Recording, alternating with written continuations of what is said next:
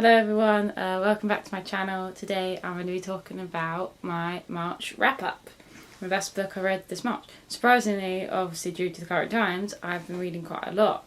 I managed to get through 4 books this month, which was a lot for me, because normally I don't have the time for let alone one. So I actually have surpassed my Goodreads challenge and I'm well ahead, so this is really good. But also, in a good way, I got through some of the top reads that I've had on my bookshelf for a really long time. So I'm going to get cracking on this. The first book I'm going to be talking about is this, Louisa May Alcott, Little Women. And this was a I didn't expect to like this as much as I did.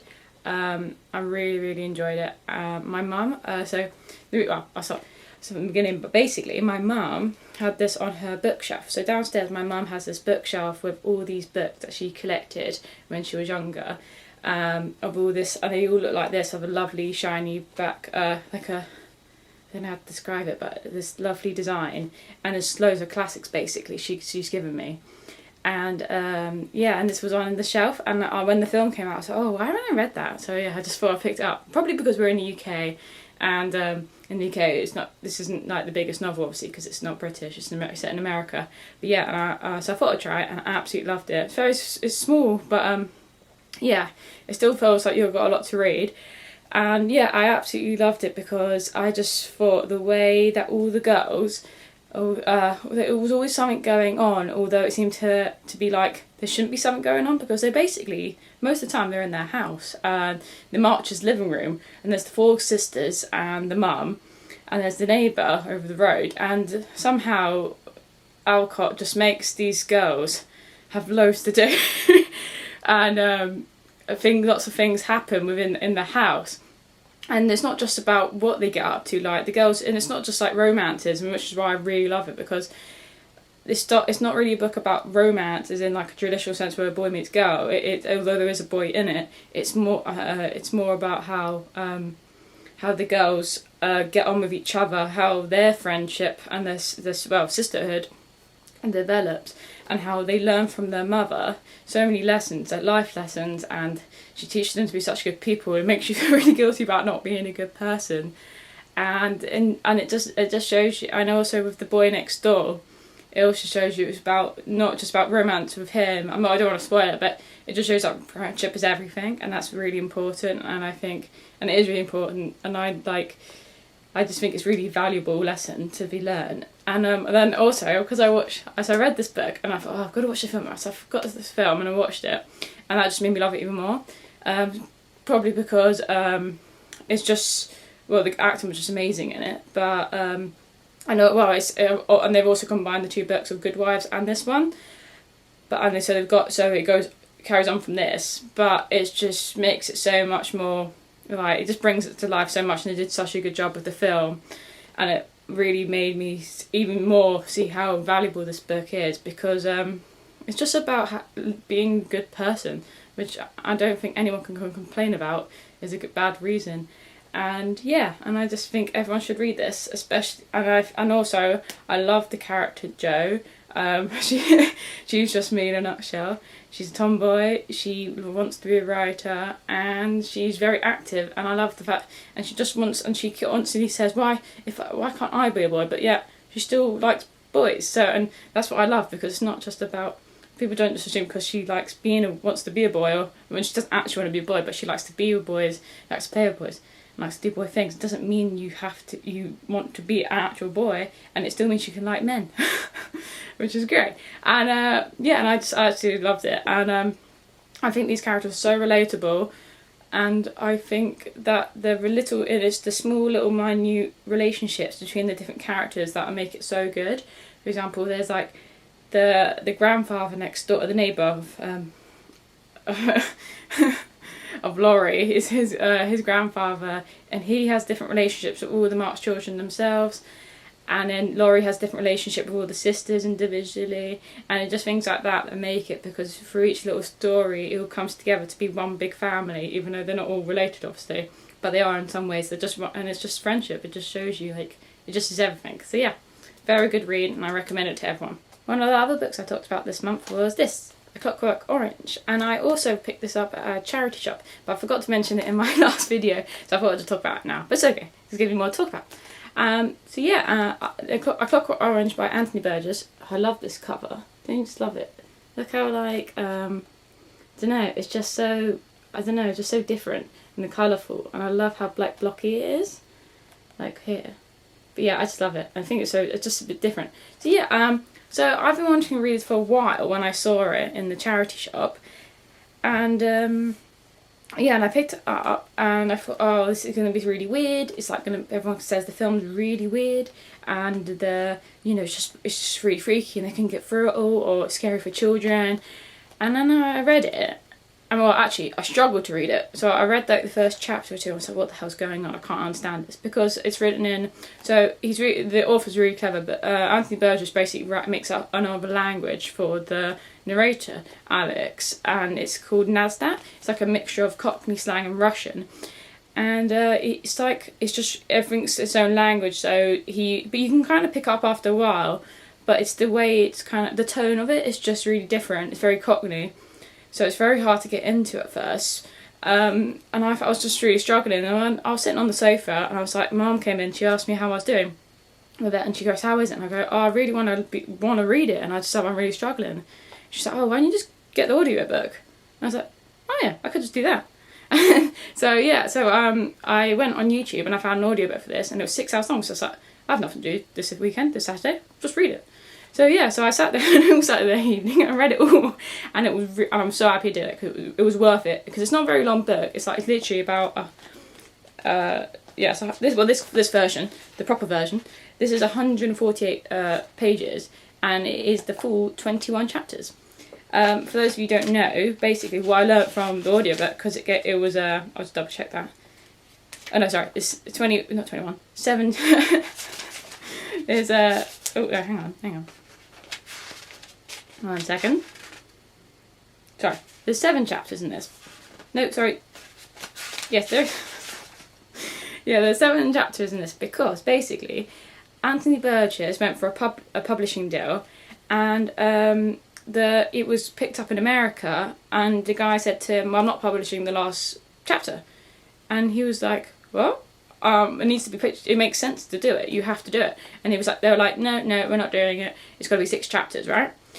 And he was like, well, I need the money, so you're going to have to just do it. But everywhere else in the world, like the UK for example, everywhere basically except America, has a version with 6 chapters, and this has 7 chapters. So, and this is the proper ending. And in the film, they used the wrong ending. Well, not the wrong ending, the American ending. And yeah, and the reason I think that this book it's so important to have that ending and make sure you do read it with that ending is because the ending makes the book, the point of it, it makes it worth it. It makes it make sense. Like, there's no point of him having written the book. Well, not really, but yeah, there's no point to reading the book yourself if you're not going to learn the lesson, and that's that. The 7th chapter makes it make sense, and it doesn't give you the American, sorry if you're all American, but it doesn't give you the overhyped ending or make it really like dramatic. It gives you the real truth of the world and how things are, and it's real gritty. And I guess that is what English films especially are known for, kitchen sink, gritty dramas. But it's important, and there's no point reading something and thinking it's all going to be magical at the end of your life. It's going to be, this hits home and it's real. But basically, the novel itself is about this boy called Alex, and he's part of this gang called the Druggies, him and his friends, and they're very violent, and I don't want to spoil the story, but they're basically quite violent, and he attacks some people and he gets sent to prison. And I'm not going to explain what happens in prison, but the whole novel itself is about the state control and what they do to stop the violence. And to stop the violence, it means usually, it's because it's dystopian.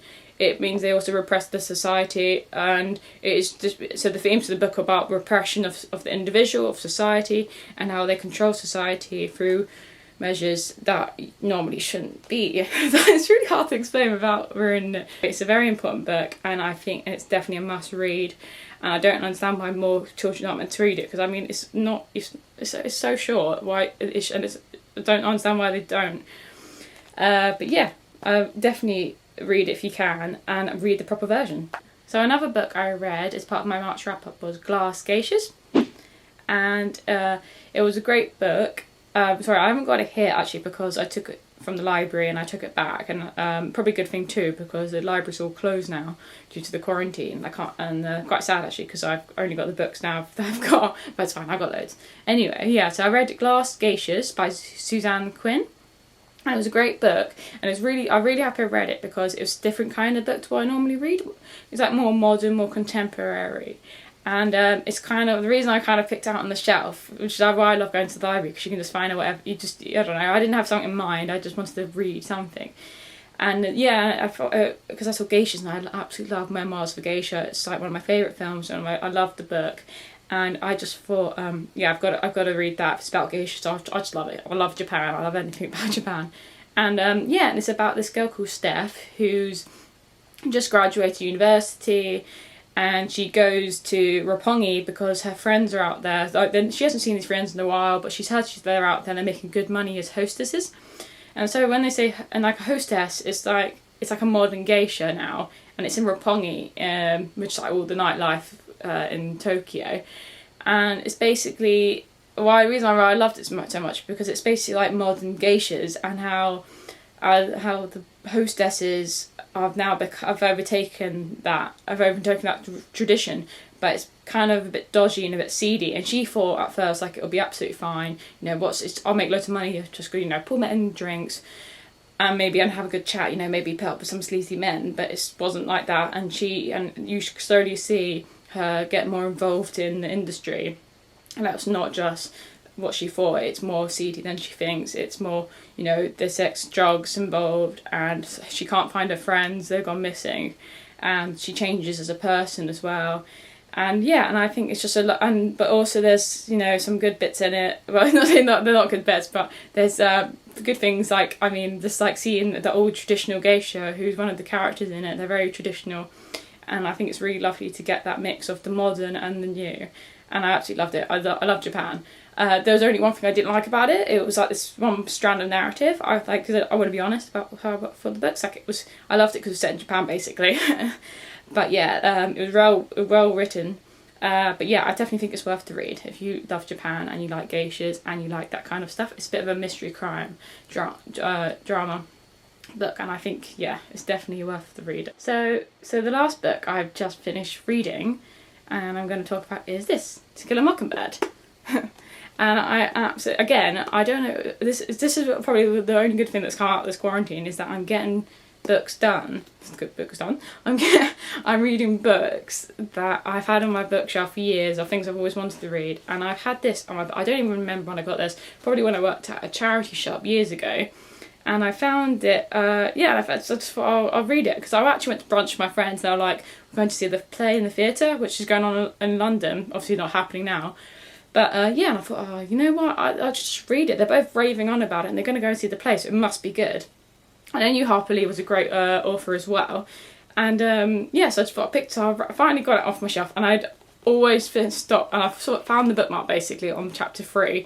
And I always seem to get up to that point and I can't read it again. So I thought what I'm going to do is, again, get an audiobook off YouTube, and I sat there and read it with that on. And again, I think it just changed the way I read it, because maybe it's because I'm dyslexic, so I'm a very slow reader, and I take a while, and I have to sometimes go back through and read it again. But yeah, reading of the audiobook. So yeah, reading of the audiobook was really helpful, because it got Scout's voice. The Scout is the narrator of the book, and she starts off as being 6 years old on the book. And she's a very Southern American accent, which is amazing and great. But yeah, I could never do that in my own head. I can't put that on kind of voice. So it made it so much more helpful, and just gets you into it. And it's like watching a film, but in your head. So I love that. Doesn't make sense, but it does to me. So yeah, that was one of the best things I could do. The thing is, you don't have to pay for Audible for all these audiobooks. They're all on YouTube. Well, a lot of them. If it's like a classic, they usually are. So yeah, and it's good to take advantage of it when it's free. So so I read that. So I used the audio book on YouTube to read it, and it absolutely blew my mind. Like, this whole book is incredible, and I just can't believe it wasn't taught on my syllabus. Maybe it was just me my year, I didn't read it. But because I know lots of people do read it, so maybe it just was my school and what they picked. But and it made me want to watch The Help after. But yeah, so I can't stop laughing. But I absolutely loved it. From it I learnt 4 really important lessons. I also mentioned these on my Instagram, so yeah, check that out. But they're really important key life lessons. I think everyone needs to read this book to understand those lessons. For example, one of the big lessons is don't judge a book by its cover. I know this is very Jane Austen, very done theme, but it's so important. You shouldn't judge a book by its cover, and you should never judge someone before getting to know the whole picture. And it does this in such a way that it's not like in your face. It's very subtle, and it's very, probably because it's 2 kids you see the world from, but it just makes it so much better. And also on top of that, one of the other lessons I learned was about stepping into other people's shoes, and how just because someone appears like they're not very nice, it doesn't mean that they aren't. Just because you don't see someone, just because you see someone as they are, it doesn't mean you get the whole picture. Because they could look really bad, or they could seem scary, but they're actually could be a lovely person underneath. And I think this is what this book tells you. So it's basically about how these two children, Scout Finch and Jem Finch, a brother and sister. They live with their dad, and their dad's a lawyer, and he gets this case where he needs to protect this boy. I think he's a boy. Yeah, a boy, not a man. Sorry, no, he's a man. It's called Tom Robinson, who's black, and he gets told he gets sent to a court because he apparently raped a girl, which he didn't do. So their father, that's the lawyer, has to defend him. And it's basically about how you see Scout and Jem. So you see Scout and Jem, their view on adults and the world they live in and their society, which is very messed up. And you get through them, you see how they see things and how innocent they are, and how they think, like, I don't want to spoil it, but basically how society should be, and why aren't adults like that, and why are they so stupid and believe such stupid things about people. So this is a really important book, and I think everyone should read it. So that's a wrap. That's all my March books I've got. I know it's only 4 books, but they were quite big books, quite thematic books, and a lot of them are classics. But thank you very much for watching my video, and I hope to get another one to you soon. And I hope I know it's only 4, but they're quite important books, so really strong themes and big messages, so please read them if you can. I'm not saying you have to read them, but I think you'll like them. So thanks for now.